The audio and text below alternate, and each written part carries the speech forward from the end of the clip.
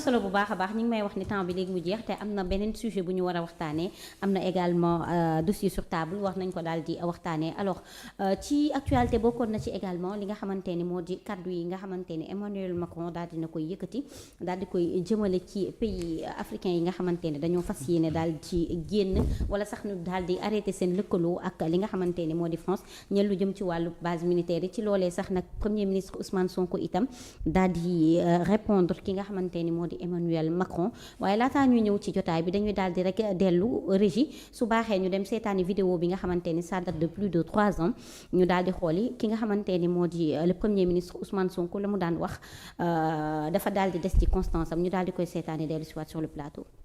Lève son genou de notre cou. 7 siècles de misère fait de traite humaine, de colonisation et aujourd'hui de néocolonisation. Cela suffit. Il est temps que la France nous foute la paix. Il est temps que la France prenne exemple sur ses voisins européens. L'Allemagne est la première puissance économique d'Europe, loin devant la France. La 3e ou 4e puissance économique du monde. L'Allemagne n'exploite aucun pays, aucune colonie. Je peux citer l'Italie, je peux citer l'Espagne, qui avaient des colonies avant, mais qui n'exploitent personne, qui ne font pas ingérence, qui n'imposent pas des dirigeants dans leur ancienne colonie. Au nom de quoi la France croit pouvoir continuer à nous imposer des dirigeants, à faire des choix à notre place.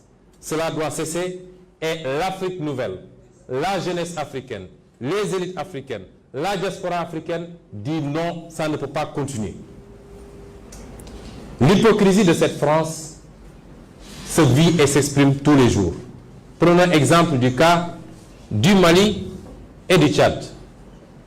Au Tchad, où le processus constitutionnel a été interrompu, la France a applaudi et son président est allé consacrer le nouveau roi.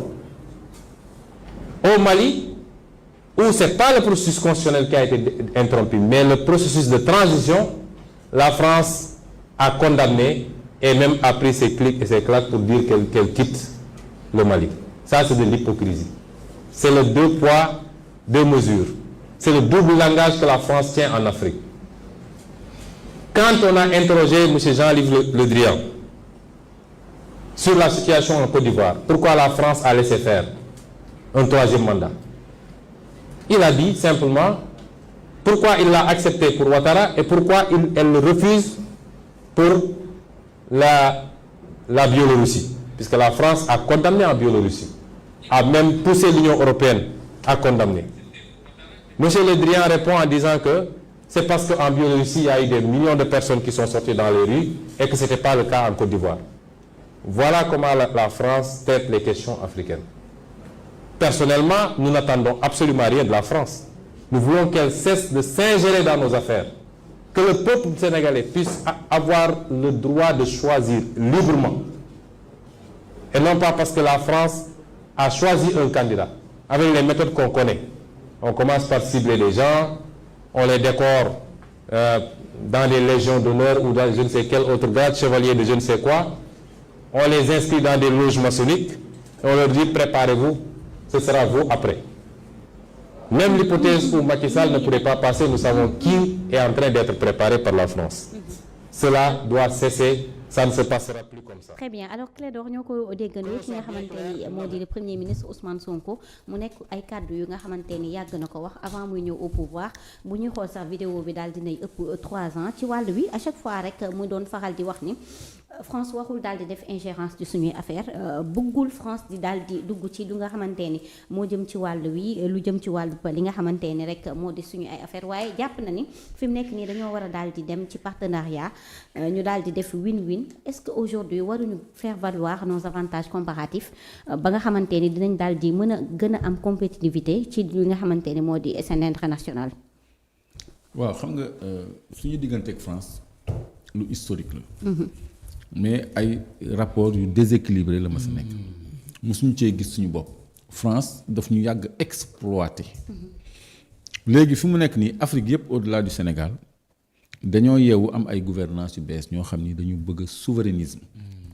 Majmout Diop lu mu daan wax lan la ci daan teg lan la ci daan teg bokk sa réew c'est-à-dire lu ñëpp bokk ñëpp jot ci tey jii ñii dañ ñëw appliquer ko bu njëkk vœu pieux la woon mais léegi dañ ko appliquer bon ci tomb bii nga laajte nag Macron daanaka dafa saaga africain parce que daf ñu traité d'ingrat suñu dirigeant suñuy njiit nee na dañ ko fàtte sax wax merci parce que bu dul woon moom bu dul woon France ñu bëri tey jii du ñu nekk fii di wax waxu souveraineté kon seen réew jaxasoo woon na bu yàgg loolu xam naa Mali lay gaaruwaale ak pays du Sahel dañu am problème ak ay rébellion heureusement ku mel ni Ousmane Sonko am fu lay tontu ko tontu boo xam ni xaw ma ndax yéen a ngi suivre panafricaniste yëpp dañ ko reprendre di ko rafetlu ak la presse internationale parce que France 24 ak ñëpp teg nañ ko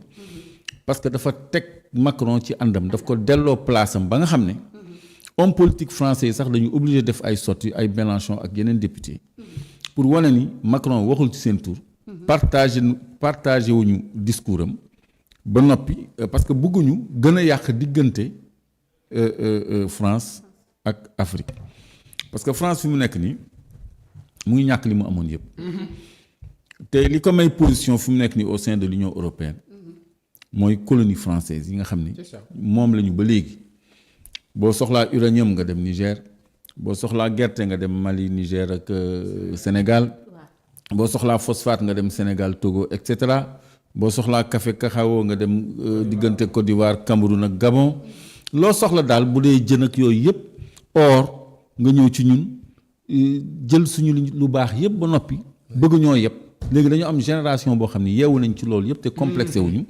gëmuñu France parce que nee nañu armée d'abord nañ dem ci coopération égalitaire la ñuy am win-win gagnant gagnant donc loolu je crois que mooy marque nouvelle autorité yi nga xam ni Afrique quelques pays rek ñoo des ay Côte d'Ivoire Cameroun ak yooyu ak Gabon ñooñu bu ñu parfaire seen révolution rek je crois que France dina reculer de beaucoup dans le concert des nations européennes.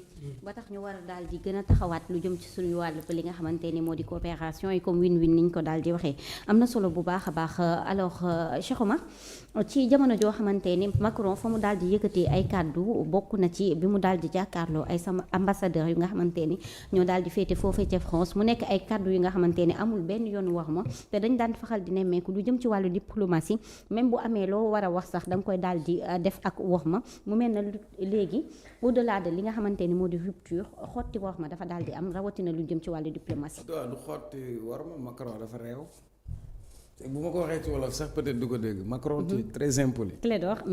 très inculte. un ignare qui méconnaît même l'histoire pour man waruñu yem rek ci discours mais dañu war a poser acte. Le président du Sénégal et notamment le président de l'Union africaine en passant. dañu waroon convoquer les ambassadeurs de la France. pour les remonter les bretelles. et puis soo déggee Macron ni mu wax da ngay comprendre que c'est quelqu'un boo xamante ni fi mu si gouvernance am fi mu ñëw dafa am benn désamour entre l'Afrique et la France. Nous on n'a rien contre la France. Madame, quand Alpha Blondy chantait armée française, allez-vous-en de chez nous. Nous ne voulons plus d'indépendance sous haute surveillance. Votre présence militaire attaque notre souveraineté et bafoue notre dignité. Ouais, bon, am na pas plus de 10 ans. La présence française en Afrique. Centrafrique la fa France def. Après il a fallu que Russie ñëw dugal seen loxo. Au Mali, au Burkina. Qu'est-ce que la France? Qu'est-ce que nous on a gagné ci suñu partenariat avec la France? Donc man je crois que ce qu'il faut rappeler à la France maa tay wax ko français pour Macron mun koo dégg ak ay mbokkam la France en matière d'ingratitude la France n'a pas d'exemple à donner parce que la France elle est ingrate, elle est lâche. C'est cette même France qui est venue assassiner des Africains qui se sont battus pour libérer la France. C'est la France qui s'est construite sur le sang et la sueur des Africains. Maintenant nag àdduna day soppeeku tey suñuy maam lañ doon xeex sëtaat yi dem nañ ba màgg te on a une génération décomplexée. Vous savez c'est pas un problème de Sonko ou de Diomaye c'est un problème intergénérationnel. Ce que Thomas Sankara a refusé pour parler de l'impérialisme. C'est que les Lumumba li taxoon ñuy xeex li taxoon ñoom Cheikh Anta di xeex li taxoon ñoom Mamadou Dia di xeex tey ñun ñoo ñëw fekk ci jamono boo xam ni rapport yooyu inéluctablement dafay changer Clédor je me documentais sur Mamadou Dia. Il évoquait la présence militaire ici. Il parlait des bases militaires en France. lan moo éliminé woon Mamadou Dia parce que yoon bi nga xamante ni jëloon na ko nekkul yoon bi doon arranger France. Nous ne sommes plus à l'ère des préfets de la France ou des gouverneurs de la France. Et moo tax moi je me félicite tey ñii légitimité politique bi ñu am ak légitimité historique bi ñu am ay avoir une population boo xam ni yeewu na te lii mooy mbëbëtam. Sur l'affaire Thiaroye y a même discours bu changé. ba France accepte un massacre. Mais tey est-ce que vous trouvez normal sur le plan de la moi je suis pas fier ma romb ñu naan ma élément français au Sénégal. Je suis pas fier romb 23e bi ma drapeau français. Exploitation bi France def ci esclavage indi assimilation culturelle ngay romb ci suñuy mbedd ñu naan la Jules Ferry William Ponty Avenue Roume pourquoi. Hymne national bi ñu am nañ ma baal pincez tout vos corps chanter xaw ma la frapper les balafons. Qu'est-ce qu'il a de sénégalais parce que c'est une musique composée par Herbert Pepper qui est français. li ñuy wax la question de la souveraineté moom sa réew boobu Majmout Diop doon jooy. dafay commencer ci yenn secteur clé ñu nangu ko foqati ko jël ko mënal ko suñu bopp nag.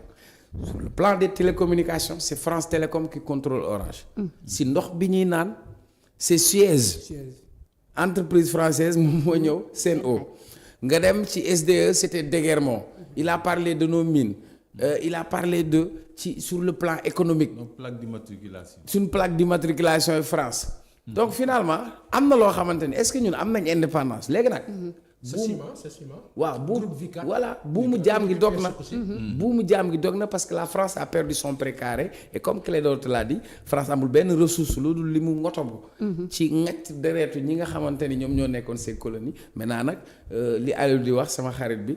muus bu yabee gaynde ca doxin wala tey nag il faut ñu doxu gaynde am suñu taxawaay dëggal suñu bopp te li ñu moom ci suñu réew ñu jëla ko suñu bopp. donc nous nga baal ma ce gros mot nous on emmerde la France et Macron on s'en fout. très bien am na solo bu baax a baax alors Pa Assane ñu daal di nemmeeku ni jalon yi nga xamante ni moo di jëlee fii base militaire yi Abdoulaye Wade moo ko njëkkoon teg lu jëm ci wàllu partenariat également dañ doon nemmeeku ni Abdoulaye Wade dafa doon privilégier yeneen dëkk yi lu ci mel ne Qatar ak lu ni mel au détriment de la France est-ce que aujourd'hui on peut dire que Abdoulaye Wade est-ce qu'on peut dire que ki nga xamante ni moo di suñu premier ministre Ousmane Sonko est le reflet de Abdoulaye Wade.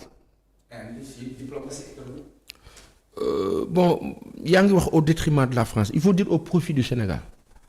Au profit du Sénégal. ok parce que décision yi Abdoulaye Wade était ku bëggoon Sénégal la yàlla na yàlla sàmm ko yàggal ko fi ku bëgg Sénégal la te ay intention am du dëgg la. yéen la amoon malheureusement il était mal entouré et hélas il a eu à faire confiance à ki nga xam ne tey moo jël Sénégal dugal ko ci guutu bi gën a bon ci histoire am Abdoulaye Wade a commis l'erreur de faire confiance à Macky Sall. monumental moo tax Idrissa Seck sax ci benn commune mesure bu ndaw mais après diggante li xew entre Abdoulaye Wade Karim Wade Idrissa Seck ba teer ci Macky Sall qui devient Premier ministre en 2004 c'est à partir de 2004 que les Français ont récupéré beaucoup de choses au Sénégal.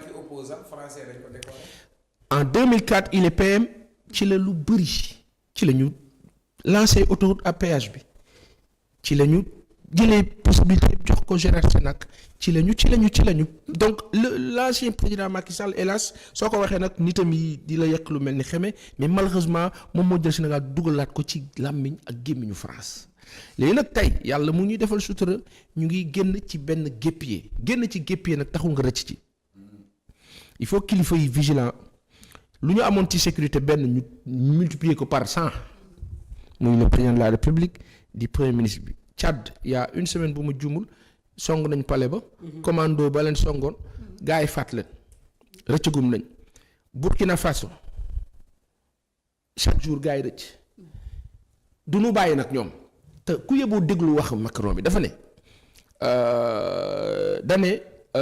Macron dafa ne kenn gërëmu leen waaye dinañ leen gërëmi ça viendra dans le temps dafa laaj dégg ça viendra dans le temps dégg bi nga ci am moo di ne de toute façon un jour viendra ou di ngeen soxla suñu ndimbal te bu boobaa di ngeen ñu gërëm loolu xam nga la mu doon ñoom ñooy pyromane ñooy taal daay ñooy ñëwaat fayka ci diggante taal ak fayka nag li ci xew mën a xew dafa bari aujourd'hui am nañu ay autorités yoo xam ni teg nga fi discours bii nga xam ni kii def na ko l'ancien premier ministre indi ma jox ko waaw le premier enfin l'ancien leader de l'opposition nekk tey premier ministre waaw kàddoom li mu waxoon ba tey defe naa dara soppeeku ci léegi nag li si ne moo di ne nañu yokk sécurité PM premier ministre président gouvernement nañu yokk sécurité Sénégal ak Sénégal yi